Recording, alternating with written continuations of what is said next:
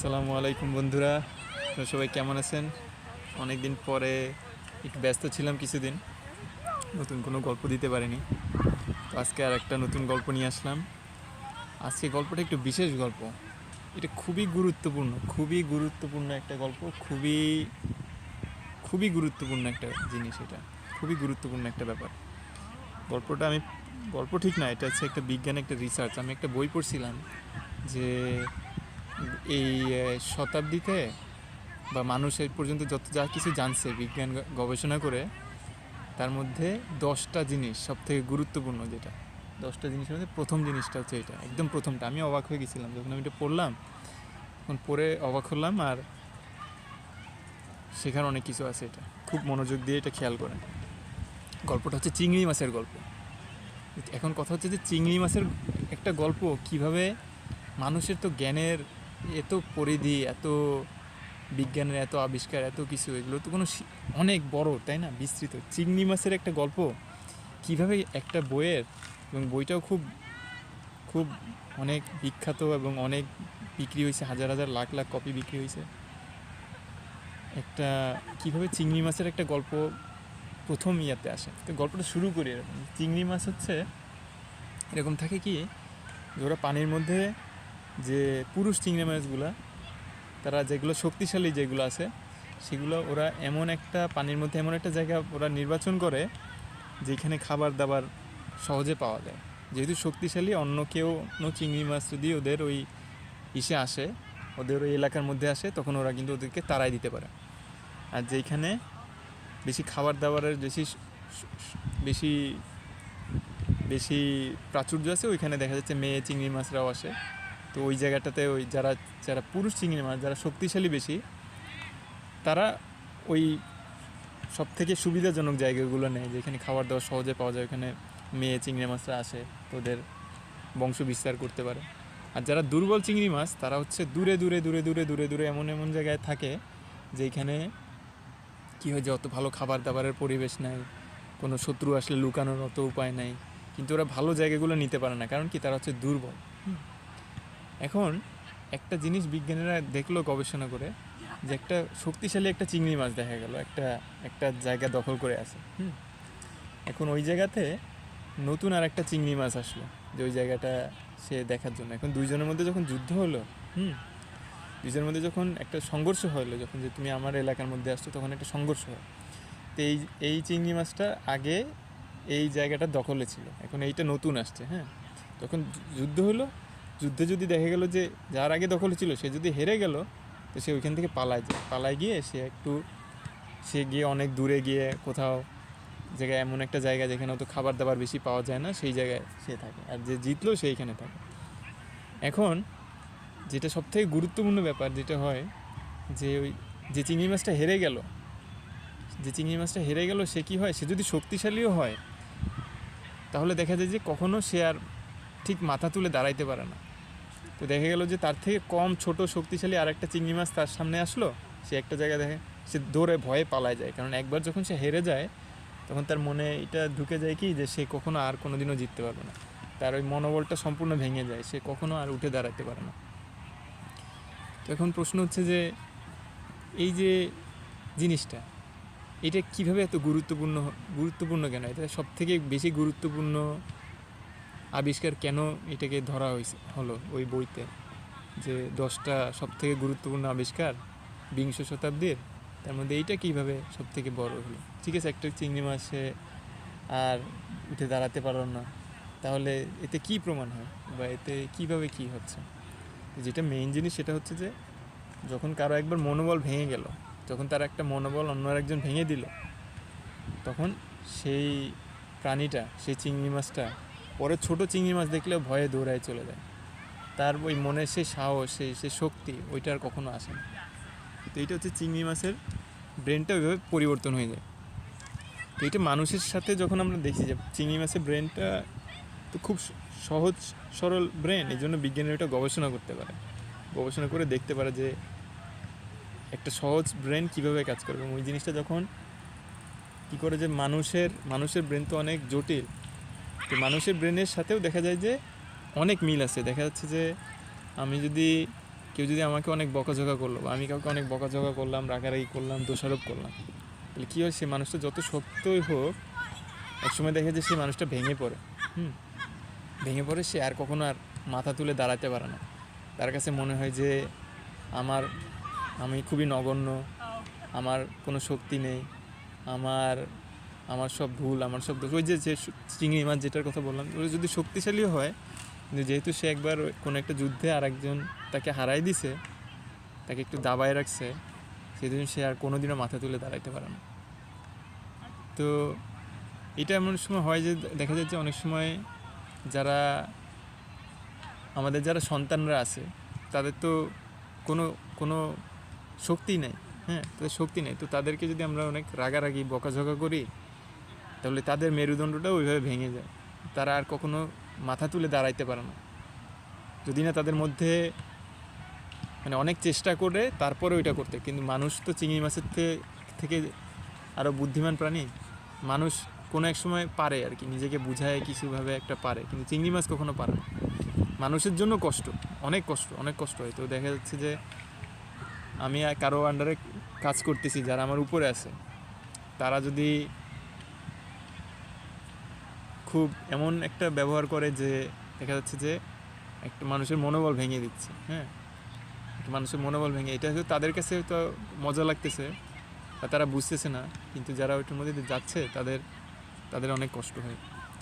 সেরকম যখন কারো সন্ততি থাকে, যখন তাদের সাথে ওইরকম পিতামাতা যখন থাকে, তখন দেখা যাচ্ছে যখন তাদের সাথে এরকম একটা খুব রূঢ় ব্যবহার করে, তখন তাদেরও ওই ছোটো বাচ্চাগুলা কী হয় যে তাদের তো কোনো কথা বলার ক্ষমতা নেই।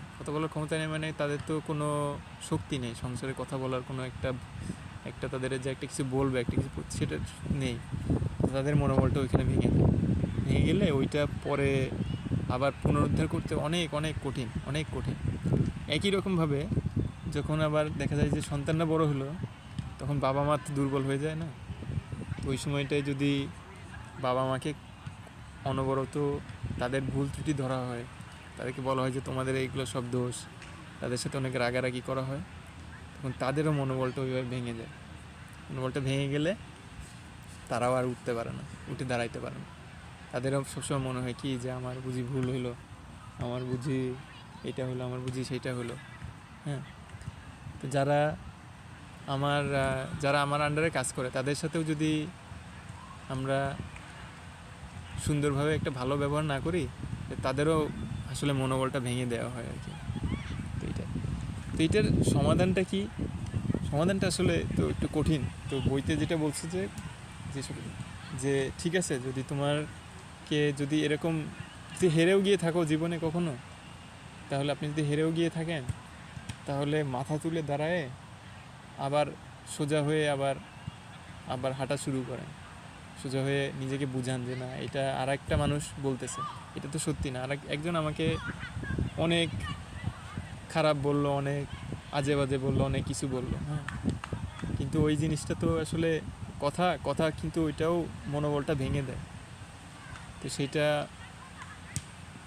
সেটা নিজের মনের থেকেও যতদূর সম্ভব সরায় দেওয়ার চেষ্টা করা, বা সেই সমস্ত মানুষের সাথে বেশি একটা কথাবার্তা একটু সংকুচিত করা, এইগুলো প্রয়োজন। আর সাহসের সাথে একটু থাকা, যে দেখি কি মানে ঠিক আছে, একবার হেরে গেছি তো সমস্যা নেই, আরেকবার চেষ্টা করব।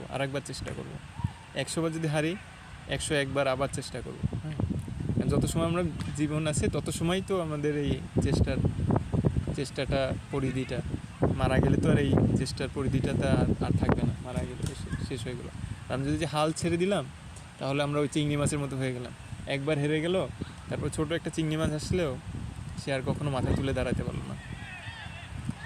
তো তারপর দেখা যাচ্ছে যে কেউ অনেক দোষারোপ করলো, কেউ অনেক রাগারাগি বকাঝকি করলো, তো ওইটাতে মনোবল ভেঙে যাচ্ছে। কিন্তু তারপরেও আবার নিজেকে আবার তুলে দাঁড়াইতে হবে যে না, ঠিক আছে, ওইটা আর একটা মানুষের মতামত, সেটা তো সত্যি তো নাও হইতে পারে, ওই সত্যি হওয়ার সম্ভাবনাই কম। আর মানুষের মনের মধ্যে অনেক কিছু থাকে, কেউ হয়তো রাগের মাথায় বললো, হয়তো কোনো কিছু মনে করে বলে না। আবার কেউ থাকে তারা হচ্ছে ইচ্ছাকৃতভাবে বলে, ইচ্ছাকৃতভাবে মানুষকে ক্ষতি করার জন্য বলে। তারা হচ্ছে ওইটা কখনো বন্ধ করে না। দুইটাই ক্ষতিকর, দুইটাই খারাপ। কোনো মানুষের সাথে কখনো রূঢ়ভাবে কথা বলা, তাকে তার মনোবলটা ভেঙে দেওয়া, তাকে অনেক দোষারোপ করে তার মনোবলটা ভেঙে দেওয়া, এটাতে মানুষের অনেক ক্ষতি হয়। এটা কোনো নিজের সবথেকে বড় শত্রুর সাথে ওটা করা উচিত না। কিন্তু এটা আমরা সবসময় করি আমাদের সন্তানদের সাথে, স্ত্রী, যারা আমাদের নিচে আছে, বাবা মা যারা বয়স্ক হয়েছে, তাদের সাথে আমরা করতে থাকি। আর বিশেষ করে আমি মাঝে মাঝে মার সাথে অনেক দেখা যাচ্ছে আমার একটু অন্য কোনো কারণে মন খারাপ থাকলেও আমি মার সাথে রাগারাগি করতেছি। কিন্তু এটা কিন্তু আসলে ক্ষতিকর। যেমন মা যদি না থাকে, আমি এখন তাহলে পৃথিবীটা কীরকম হবে? এখন যে আমি কোনো একটা কিছু হইলো, আমি একটা মার সাথে একটু কথা বলতে পারি, এমন একটা সময় থাকবে যখন পৃথিবীতে আমার মা থাকবে না। ওই সময় যদি আমি 1000 কোটি টাকাও খরচ করি, সেইটা আর পাবো না, সেই মার সাথে পাবো না। তো মা, তুমি যদি আমার এই ভিডিওটা দেখো, আমি তোমার কাছে আবারও মাপ চাচ্ছি। আর তুমি কোনো কিছু, আমার কথায় অনেক সময় তো কষ্ট পাও, তুমি এটা মনে রাখো না। হ্যাঁ, মনে রাখো না, আমি তো মনের থেকে বলিনি। ঠিক আছে, তুমি অনেক ভালো একটা মানুষ, তোমার কারণে আমরা একটা ভালো জায়গাতে আমরা আসতে পারছি, ভালো জায়গাতে আসি। আমার কোনো কথায় তো অনেক সময় রাগ হলে মানুষের কাছে মনে হয় যে আমি সঠিক, অন্য সবাই ভুল। তখন সে শুধু মানুষের খালি দোষ ধরে।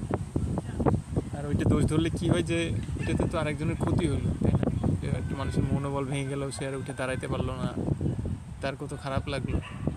এটা কোনো শত্রুর সাথেও করা ঠিক না। এটা আমার ভুল হয়, অনেকবার ভুল হয়। এটা আমি চেষ্টা করতেছি যেন এটা আমি যেন কারোর সাথে না করি, আর কেউ যেন আমার সাথে যদি করেও, সেটা আমি যেন সেখান থেকে সরে আসতে পারি। তো আমিও কারোর সাথে খারাপ আচরণ করতে চাই না, আর কাউকে আমি এটাও সুযোগও দিতে চাই না যে আমার সাথে খারাপ আচরণ করবে।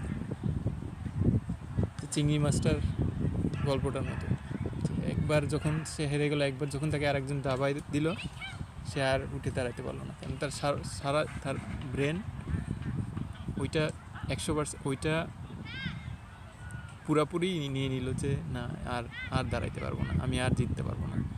কিন্তু না, আমরা তো মানুষ, আমাদের ভুল ত্রুটি হয়, আমরা অনেক সময় ভেঙে পড়ি, কিন্তু আমরা আবার উঠে দাঁড়াতে পারি। কষ্ট হয়, অনেক কষ্ট আছে অনেক, আমাদের আবার উঠে দাঁড়াইতে হবে না। তুমি যদি ভিডিওটা শোনো, তাহলে তুমি এটা মনে রেখো যে তোমাকে যে যায় বলুক, আমি বলি, অন্য কেউ বলুক, তোমার এটা দোষ সেটা দোষ, তুমি এইটাতে তুমি নিজেকে ভেঙে পড়তে দিও না আর কি, বুঝছো? কারণ চিংড়ি মাছের মতো একবার যদি ভেঙে পড়ো, তাহলে ওঠাটা খুব কষ্ট হবে আর কি। তুমি নিজের খেয়াল রাখো, নিজের বিশ্বাস রাখো যে তুমি ভালো করছো, তোমার ছেলে মেয়েগুলো সবাই খুব ভালো আছে, আলহামদুলিল্লাহ। এটাতে তোমার যদি ভালো কোনো একটা কৃষক, সে যদি ভালো কাজ না করে, সে যদি মাঠে ঠিকমতো সময় না দেয়, ঠিকমতো চাষ না করে, ঠিকমতো পানি না দেয়, ফসল ভালো হবে না। ফসল দেখেই তো বিচার হয় কৃষকের, অন্য কিছু তো না। তোমার মাঠের ফসল ভালো ছিল, আলহামদুলিল্লাহ, তুমি খুব ভালো করছো। তুমি অন্য যে যা বলো, সেগুলা শুনে কষ্ট লাগলেও সেটা নিও না। তুমি ফসলের দিকে দেখো যে তোমার ফসল কেমন হয়েছে। আর একটা জিনিস মনে পড়লো, আমার একটা বন্ধু ছিল ইরানের, তো ওর মার সাথে অনেক ভালো ছেলে। ও দেখা যেত যে কোনো কিছু হলো, কোনো একটা ছবি দেখলো, কিছু একটা গাছ দেখলো, এটা একটা ছবি তুলে ওর মার কাছে পাঠাইতো। ছেলেটার মাটা মারা গেছে। তো আমার সাথে কিন্তু কথা হচ্ছিলো, তো বললো যে ভাই, আমি তো অভ্যাসের মধ্যে মাঝে মাঝে মার এই হোয়াটসঅ্যাপের নাম্বারে এরকম ছবি টবি পাঠাই, পরে খেয়াল হয়েছে সে তো নেই। একবার যদি পৃথিবীতে মা বাবা না থাকলে পৃথিবীটা অন্যরকম, মানে আর কি করে কি হবে, কে আছে পৃথিবীতে যে আমার ব্যাপারে, সন্তানের ব্যাপারে চিন্তা করবে, সন্তানের ভালো মন্দ ব্যাপারে চিন্তা করবে, তাই না? আর তো কেউ নেই, মা ছাড়া আর কেউ নেই পৃথিবীতে, যে একটা সন্তানের জন্য একদম 100% নিবেদিত প্রাণ হবে। এটা শুধু মাই পারে, আর কেউ পারে না। তো যে মানুষের পৃথিবীতে মা নেই, সেই মানুষের মানে কোটি কোটি টাকা থাকলেও তো ওই জিনিসটা তো নাই, সেইটা তো নাই। টাকা দিয়ে কী হবে? টাকা দিয়ে কিছুই হয় না। তো টাকা দিয়ে কিছুই হয় না। যদি আমি তাই চিন্তা করি, যদি মার যদি না থাকে, একদিন থাকবে না, একদিন আমিও থাকবো না, আমরা কেউই যারা এখন ভিডিওটা দেখতেছি একদিন কেউই থাকবে না। মা যখন থাকবে না তখন এই যে তারা প্রতিদিন আমি ফোন দিতে পারি, প্রতিদিন আমি একটু জানাইতে পারি যে মা আমি এরকম আছি, সেরকম আছি, এই ভালো আছি কি খারাপ আছি, এগুলো তো বলতে পারি। এইটা বলাটারও জায়গা থাকবে না, তাহলে কেমন লাগবে? চিংড়ি মাছের এই গল্পটার আর একবারও মনে করাই দিই যে একটা চিংড়ি মাছ যখন আর একটা, সে যদি শক্তিশালী হয়, যখন তাকে যুদ্ধে যখন হেরে গেল একবার, যখন তাকে দাবাই দেওয়া হলো, সে কিন্তু আর মাথা তুলে দাঁড়াইতে পারে না। তো আমরা যখন অন্য আরেকজন আমাকে যখন অনেক গালমন্দ রাগঝাগ করবে, সেই জিনিসগুলো আমি যে সব বিশ্বাস করে নিই, যে বুঝি এইগুলোই সত্যি, এইগুলোই বুঝি সত্যি, সে যা যা বলতেছে এগুলোই সত্যি। মানুষ বলে অনেক কারণে বলে, কারো হয়তো রাগ, কারো হয়তো ওই কারো কোনো কিছুর উপরে ঈর্ষা আছে, কারো হয়তো একটা মানুষের শুধু একটা মানুষের মনটা ছোট করে দেওয়ার একটা অভ্যাস আছে। অনেক কারণে মানুষ বলে। মানুষের কথার দাম দিলে হবে না, মানুষের কথার দাম দিলে হবে না। মা তুমি ভেঙে পড়ো না, তুমি ভেঙে পড়লে আমাদের এই সংসারটা টিকবে না। তুমি ধরে আসো, তুমি হাল ছেড়ো না। আমি তোমার যা যা যা বলি, যে যা বলো, ওগুলা কিছু বিশ্বাস করো না। তুমি খুব ভালো একটা মানুষ, তুমি খুব ভালো একটা মেয়ে, তুমি খুব ভালো একটা মা। হ্যাঁ, এটা তুমি সবসময় মাথায় রাখো। এটা তুমি এই চিন্তাটা ছাড়া অন্য কোনো চিন্তা, যে যা বলুক, অন্য কিছু বিশ্বাস করো না। আমিও যদি অন্য কিছু বলি, সেটাও বিশ্বাস করো না। হ্যাঁ, সেটাও বিশ্বাস করো না। চিংড়ি মাছ একবার মাথা নত হলে আর উঠতে পারে না। তুমি সবসময় মাথা সোজা করো। হ্যাঁ, মাথা সোজা করে হাঁটো, বুক উঁচু করে হাঁটো, যেন কখনো তোমার আরেকজন অপবাদ দিল, আরেকজন অভিযোগ করলো, আরেকজন মানে খারাপ বললো, আরেকজন তোমার ই বললো, এগুলা ঠিক আছে মাথা নিচু করে দেবে, তারপরও তুমি আবার মাথা তুলে দাঁড়ায়ও না। মাথা তুমি তো কখনো হাল ছাড়ো নি, তুমি সবসময় চেষ্টা করে গেছো। কত কঠিন সময়ের মধ্যে দিয়ে পার হয়েছো। তুমি অন্য কোনো কথা কোনো কিছু ধরো না, ঠিক আছে? তুমি খুব ভালো একটা মানুষ, এটাই মাথায় রাখো। তুমি একটা অনেক তোমার সবসময় একটু নিজের দিকে খেয়াল রাখো, একটু হাঁটাচলা করো, দিক ওদিক যাও। হ্যাঁ, ঠিক আছে মা, আল্লাহ হাফেজ।